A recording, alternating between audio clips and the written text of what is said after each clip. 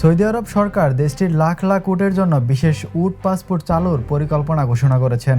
উটের বিশাল পালের সুষ্ঠু ব্যবস্থাপনা, মালিকানা নিশ্চিতকরণ ও বাণিজ্যিক কার্যক্রম নিয়ন্ত্রণ করতেই এই উদ্যোগ নেওয়া হয়েছে।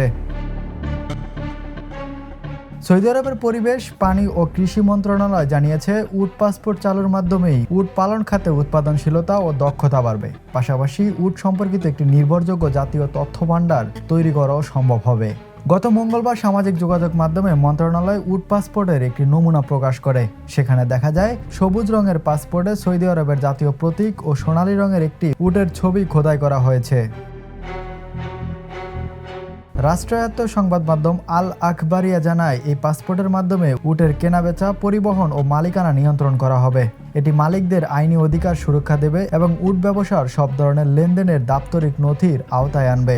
সরকারি হিসাব অনুযায়ী 2024 সাল পর্যন্ত সৌদি আরবে উটের সংখ্যা প্রায় 22 লাখ।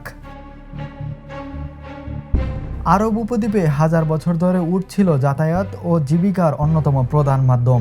সময়ের সঙ্গে সঙ্গে উট কেবল পরিবহনের বাহন নয়, বরং আভিজাত্য ও সামাজিক মর্যাদার প্রতীক হয়ে উঠেছে। বর্তমানে সৌদি আরব উট একটি লাভজনক শিল্পখাতে পরিণত হয়েছে। হাজার বছরের ইতিহাসে আরব জনগোষ্ঠীর জীবনের অবিচ্ছেদ্য অংশ এই উট। 2021 সালে প্রকাশিত এক গবেষণায় জানা যায়, সৌদি আরবের পাহাড়ে খোদাই করা উট ও ঘোড়ার ভাস্কর্যগুলো প্রায় 7000 বছরের পুরনো, যা এই প্রাণীর ঐতিহাসিক গুরুত্বকে আরও স্পষ্ট করে। Imran Hossain, the news.